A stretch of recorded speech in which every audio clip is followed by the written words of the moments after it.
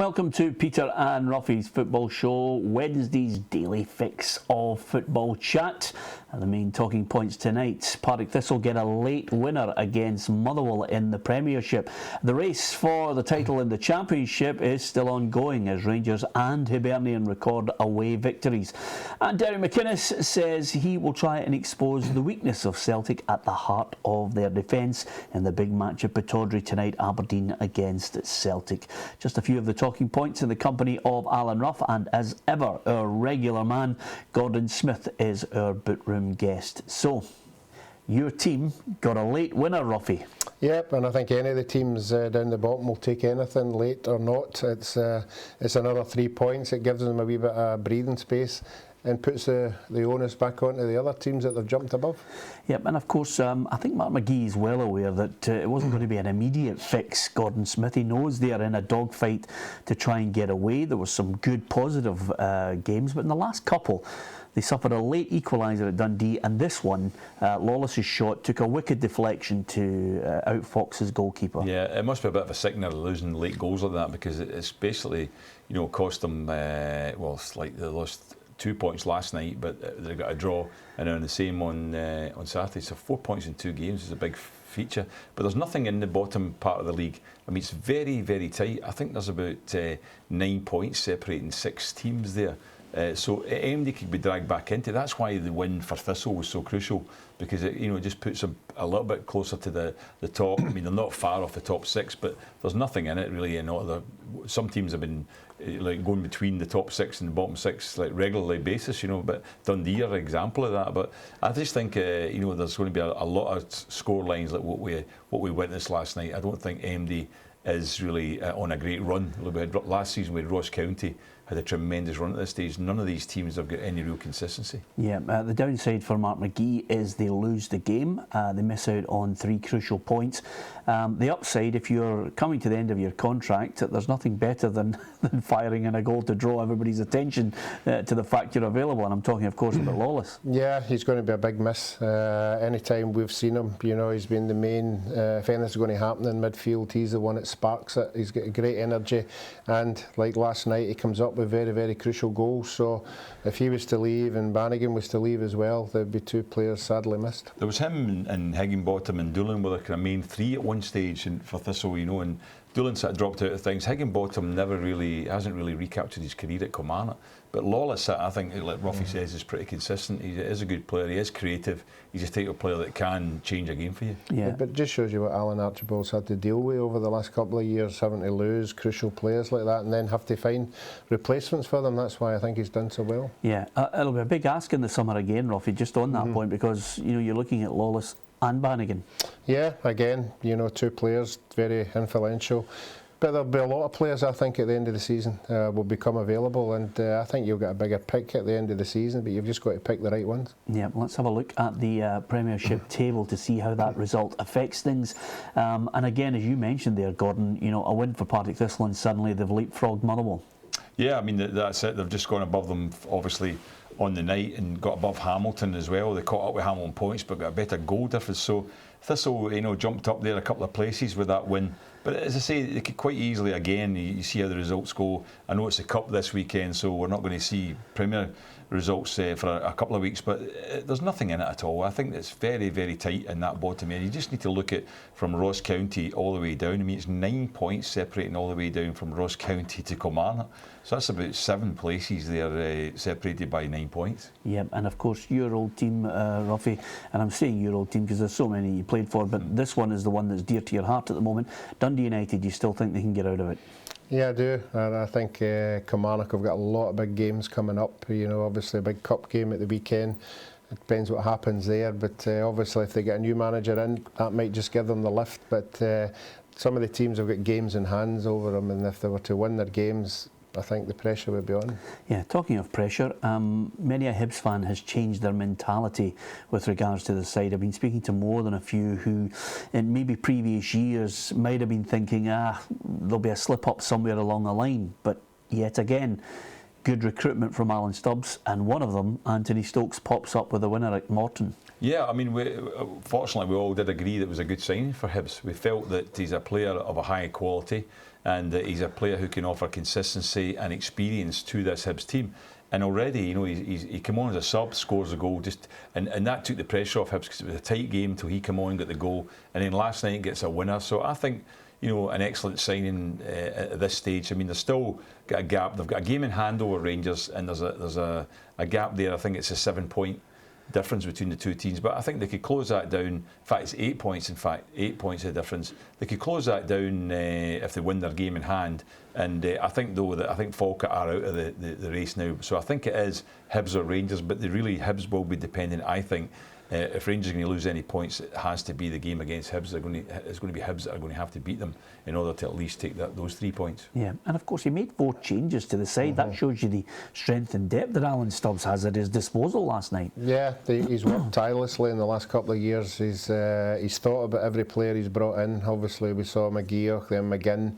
You know, and that identified the kind of players that he wanted at the club. He let Scott Allen go, and then obviously he's brought in Stokes. So every player that he's brought in, he hasn't really brought in a bad buy. Yeah.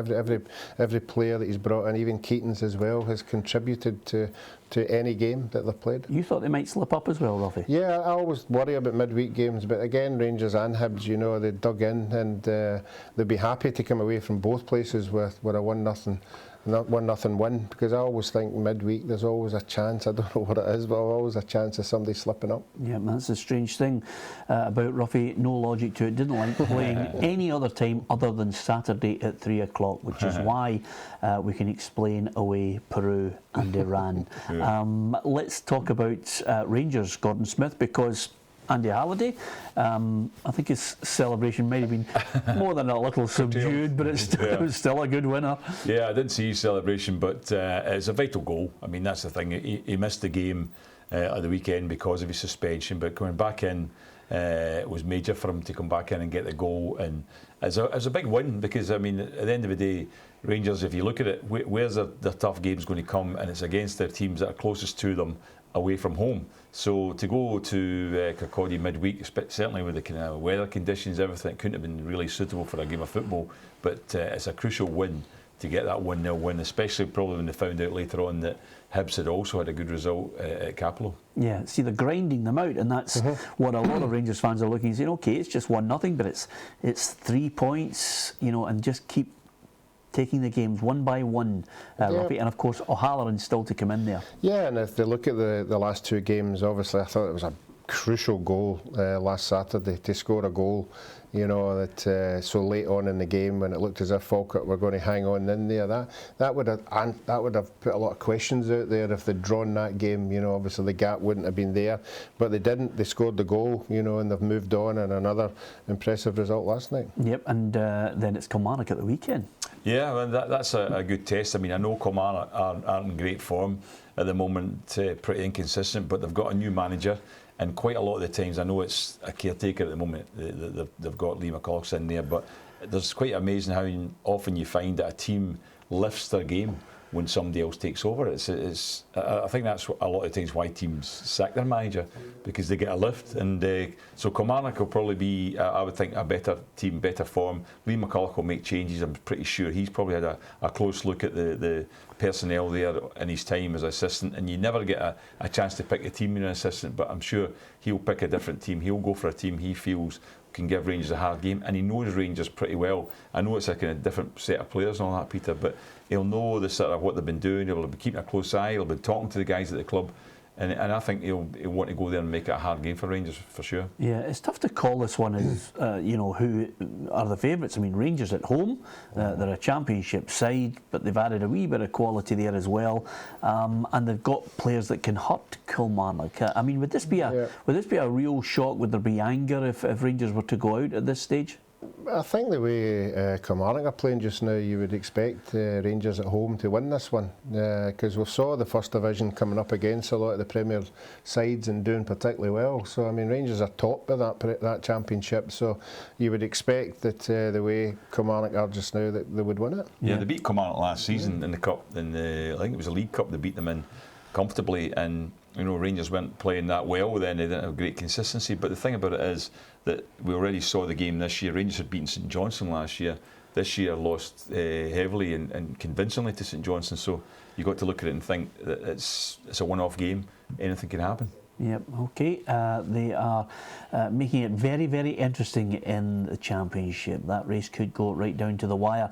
Okay, we're going to talk Premiership and, of course, Aberdeen against Celtic. We'll also talk about sensational goals, because Jamie Vardy seems to be the name on everyone's lips after that wonder goal against Leicester. I wonder if these two guys can come up with a better goal than that. We'll find out after the break here on The Football Show. Welcome back to Peter and Ruffy's Football Show. Alan Ruff is alongside me, Peter Martin, and our Bootroom guest Gordon Smith here to talk football. We'll talk goals as well, and spectacular ones at that. I read something in the paper this morning, lads, which caught my eye, which was that East Kilbride are on £5,000 a man to defeat Celtic in the Scottish Cup. Ruffy, look at your smile. Now, the reason for that is you love those incentives, don't you? Yeah, I've been there before, particularly when the manager walks in and you're playing Rangers or Celtic, when you've absolutely no chance of beating them. Yes. And the bonus is something ridiculous. And it's take it or leave it. And then the manager leaves and you're all sitting there going, oh, maybe we should ask for something. At least something, for the. But I would like to think East Kilbride, although it's 5,000 to win, I'm sure they'll get something if they get beat. I always felt with bonuses it was a reward, never incentive, because you're trying to win the game anyway. Yes. So you're not playing any better because you're more money or trying any harder. So it's just a reward, and that would be what that was. I mean, what they're more or less saying is, we'll have another big game to come. And if we win this one, we can afford to pay you all that kind of money because you deserve it, really, basically. You see, the great thing about you, Gordon, is there's a tremendous modicum of sensibility, and you offer that objective view of a professional footballer who just realises that he's paid to do a job and he'll go out and do it. In contrast, that's why we have Ruffy here, because Ruffy, you just want, as they say, extra spondulies to achieve the impossible. I think when somebody comes in and offers you a bonus that you've never ever experienced, I get it puts added pressure on you. I mean, we were playing Celtic once, we were on something like 1,500 a man, and we were winning 1-0 with about 2 minutes to go, and the two strikers decided they would stay up the park rather than defend. We're like, get yourselves back, get everybody on that goal line, because I mean, it is, as Gordon says, but when you're playing the game, the money's you're not thinking about. No. It's just when it gets near that touching distance when you think you're going to achieve it. It can't make you play any better, though, because I would imagine every East Kilbride player is going to be up for it, trying his guts out, just for the fact is the occasion, everything. I don't think, as I say, I don't think it make any of them do any more than what they're being asked to do. Yeah, did you get any bigger a reward for defeating Juventus? No, that's a good talking point. I'll tell you that story. Oh yeah, just throw the carrot out there for everybody and don't tell them. I'll tell it on this show, but it's. Well, let's take a guess. You never get as much as what you thought. Correct. And the person who spoke up at the meeting was me. That's a great tale. Because I argued about it, because it was the actual. Without getting into too much details, he had us out on the park. John Gregg was the manager, and he had us out at the trackside, and he said, that's the bonus. It's nothing to do with who you beat. It's the round of the cup that's the bonus for. And he said that's the bonus when we won. And when we won the Cup Winners' Cup, that was the bonus in that round. And I said, that was 1971. That round wasn't. He went, yes. I said, well, this is 1978. I said, there's been hyperinflation during earlier years. And I said, that bonus is not the equivalent of what it is now. And he said, and this is true. He actually said, what's it got to do with you? He said. I said, I don't know if you noticed, but I was actually playing in the game and scored the goal. But you're just in the club, and he walked away. Yeah. That's the fast version of what happened. So we got a very poor bonus. Let me tell you. Is it wrong to me to think if I was a manager, I'd never get tired of kicking you, Gordon?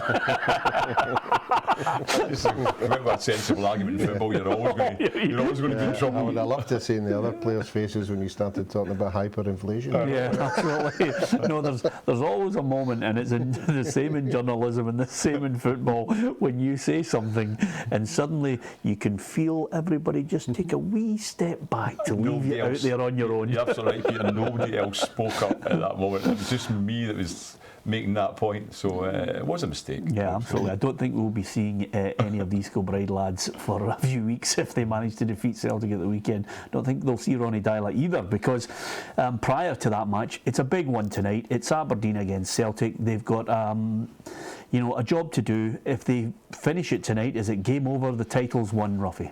I would think we're nearly in the exact same places we were last year. You know, we're all looking at Aberdeen. They'd done particularly well to get to this stage of the season. They'd hung on in there. There was a gap of points, but everybody put this game, you know, this is the one.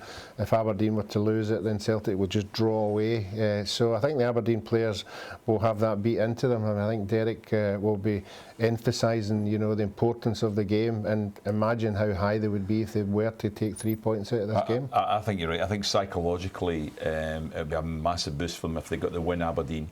And by the same token, I think that people would more or less be writing them off if they don't. If Celtic win tonight, as last season Ruffy said, that was the biggest difference between the two teams. If you actually take into consideration that Celtic got the 12 points from the 4 league games, you're looking at a scenario there where you're saying, well, you know, that's a massive difference in points between the two teams. So they have to get something from tonight.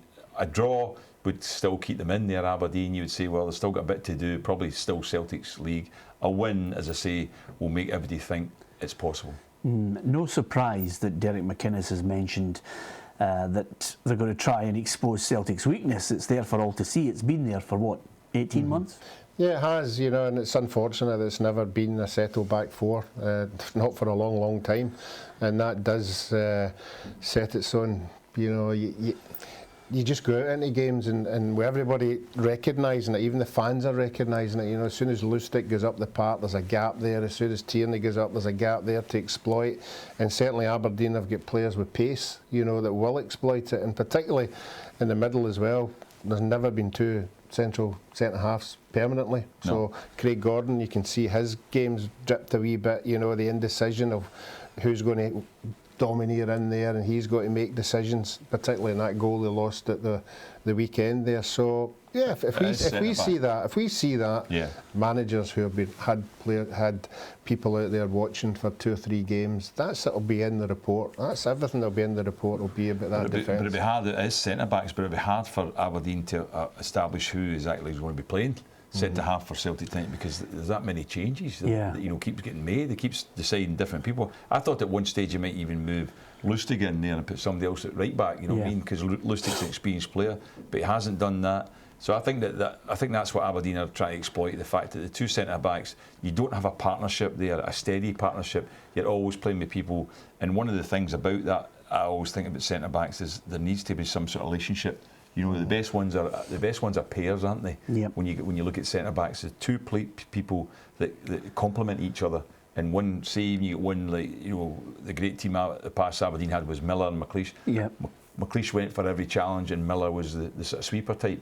That's generally what you have. Celtic don't seem to have that at the moment, as I say, players in and out. Yeah, I'm always loath, because by the time it gets to our repeat of our show, we can look mightily silly, but gut feeling on this one then, because it's such a huge game, and psychology will come into it if Aberdeen get the win, Ruffy. I think it'd be very, very close, the game. I'm stick my neck out and say Aberdeen might win it, but I said at the weekend, you know, that we all thought Celtic were going to win that, but I said sometimes big decisions happen in the game and it could change it. I think the same might happen tonight. Who's going to win it for you, Gordon? I think Aberdeen could win it narrowly, yeah, but I wouldn't be surprised, like Ruffy, if they don't, but I think they could win by 2-1. Does the manager stay in a job at Celtic if he loses tonight? Yeah, I think he does, but he'll become under increasing pressure. There'll be pressure from now to the end of the season. Yep, okay. Just before we finish, there was a spectacular goal last night. Jamie Vardy against Liverpool. It was an absolute peach in the Barclays Premier League.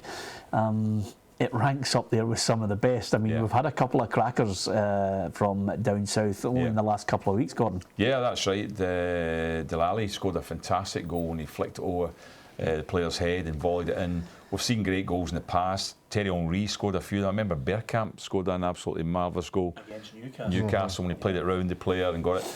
I think Vardy, to me, is an exception. I think he deserves a lot of credit. He's a player who's come from the lower levels and established himself in Premier League football, and to score a goal like that with the kind of record he's already had this season, I think he's a great inspiration to players who are playing at a lower level to say, you know, I could still go higher and do better. That's what they should all look at. Yeah, well, I'm looking at some of the goals. I can remember Beckham's against Wimbledon. I've got Bergkamp down here. I had Rooney against Man City.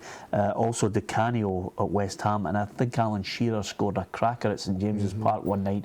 Rifled it from outside the box into the roof of the net as well, Ruffy. That one's up there, isn't it? Yeah, I would pick another one, although it wasn't spectacular to score it when he scored it, was Aguero to win the championship. Yeah, that's a good shout as well, Ruffy. Yep. Yeah. Can Leicester win the title? There's a shout. They've got Arsenal and Man City on the horizon, away from home. Not for me, no. I think top 4 would be absolutely unbelievable. The difference is I think they can win the league, but I don't think they will, but they actually can at the moment where they are. They're definitely in a position to win the league. Yeah, absolutely. I wish I had asked the question, can they win the league? Will they win the league? Is it? Okay, so are you saying yes or no? I'm saying yes, they can win the league. Yes, they can win the league, but no, they won't. No. Okay, I'm happy with that.